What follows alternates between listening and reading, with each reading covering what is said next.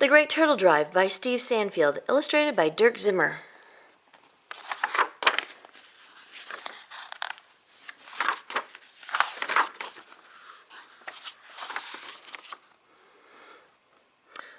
Want to hear a true story about how I made and lost $1 million before I was old enough to vote? That's right, $1 million. When I was a young man, I was a true son of the Old West, from the peak of my 10-gallon hat right down to the tips of my pointy-toed boots. I was a cowboy and proud of it. I used to work those long cattle drives from West Texas up to Kansas City. We'd be on the trail with thousands of cows for 2, sometimes 3 months, and by the end you couldn't tell who smelled worse, us or the cows.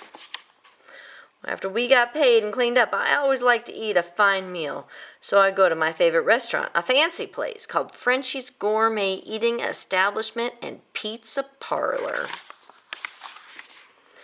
This one time, I picked up the menu and it said special of the day, turtle soup. Thinking I'd be a bit adventuresome, I ordered a bowl. The waiter brought me this teeny tiny bowl of thick green soup. Not only was it delicious, but it was incredibly filling. I'd planned to order 7 or 8 pound steak and maybe a raspberry pizza, but there just wasn't room for a single bite more. I asked for the bill and it said turtle soup. $4. $4? That was an awful lot for a teeny tiny bowl of soup. Waiter, I asked, how many turtles does it take to make a bowl of turtle soup? Sir, he said in that snooty waiter tone, I believe it takes 1 turtle to make 1 bowl of turtle soup. It was right then and there that I got the idea that would turn me into a millionaire. Why couldn't I supply Frenchie with the soup turtles? He must be paying someone at least $2 a turtle, and I figured that someone might as well be me. You see, in Texas, we've got turtles. We call them tortoises or land turtles. Coming up the gooch, wherever the gooch is, you can't walk down a West Texas road at sunrise without seeing a dozen of them crossing every which way, as if they were sharing the news. So when I got home, I began to round up the turtles. I tricked them. I free turtlenecks. I trapped them. I lassoed them. I netted them. I even caught them with my bare hands until, by spring, I'd collected the largest herd of turtles on the hoof, or I should say flipper, that had ever been assembled. I had a herd of 20,000 turtles. Next, I went to some of my fellow cowpokes and asked, hey, you boys want to join me on this turtle drive? They looked at me. They looked at my turtles. They looked at each other, and then they walked away without saying a word. I guess none of them shared my vision. So early one May morning, I set out alone, just me and my herd of 20,000 turtles. Right away, I knew it was going to be a long journey. We were only making 85 or 90 yards a day. It took us 4 days just to get out of the corral. After about a week on the trail, I discovered I had a little problem. My turtles insisted on acting like cows.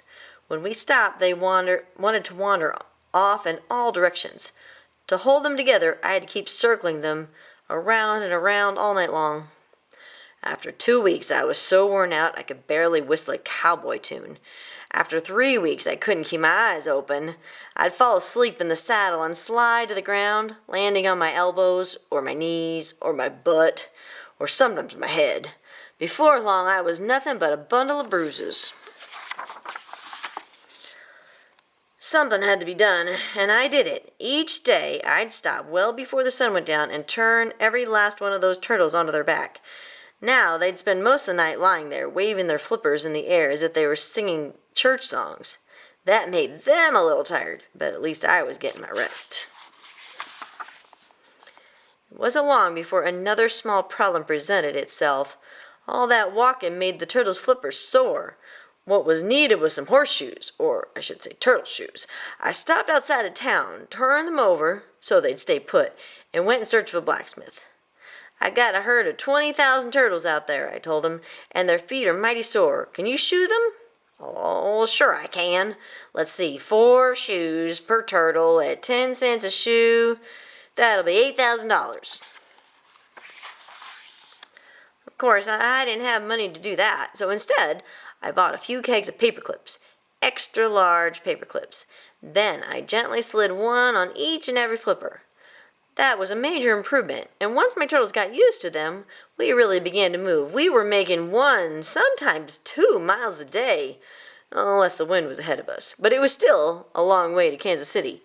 We were out there on the high plains when winter began to announce itself. I knew if my turtles were exposed to that bitter cold and ice and snow, they'd all freeze to death. Once again, something had to be done. And I did it. Yep. With a few dollars I had left, I hired a farmer to plow a deep trench in the sand. Then I drove my herd in and buried them, figuring they'd hibernate through the winter. When I dug them up that spring, I was in for a big surprise. My herd had hibernated all right, but they'd also done whatever it is that boy turtles and girl turtles do together, because there were all these baby turtles running around. I now had 42,000 turtles. I was worth $84,000. Why, I was making money faster than I could spend it. We'd stay on the trail all spring and summer and fall, getting closer to Kansas City with each passing day. When winter came, I'd bury my herd, then I'd dig 'em up each spring, and there'd always be more baby turtles, until finally, after 5 years, I had the largest herd the world had ever seen. I had a herd of 500,000 turtles. I was worth $1 million. All I had to do now was get them to Frenchie's gourmet eating establishment and pizza parlor and collect my fortune. The only thing that stood between me and my million was the Big Muddy. It was a raging river, but I rode up and down until I found a gentle, shallow place to cross. I drove my herd in, and to my horror and surprise, they began to sink. You see, what no one ever told me was that the land turtles don't know how to swim. But I'll tell you a secret. Every living thing will use the last ounce of its strength to survive. If you were to take a mouse and put it in a corner, then set a huge grizzly bear upon it, then that mouse would stand up on its hind legs, ready to fight down to its last breath. It would do whatever it could to save its own life. That's exactly what my turtles did.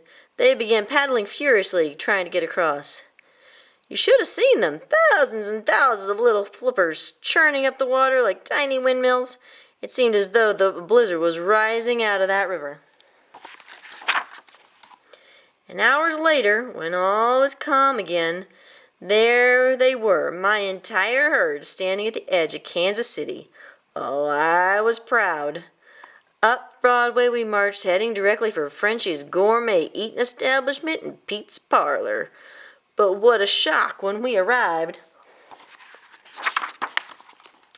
It was completely boarded up with a large sign that read, "Closed. Move to France. Come see me in Paris. Frenchie." What to do? There were no other places to sell them. The Atlantic Ocean seemed just a little too wide for my turtles to swim across. Taking a boat wouldn't work either. They'd all end up seasick.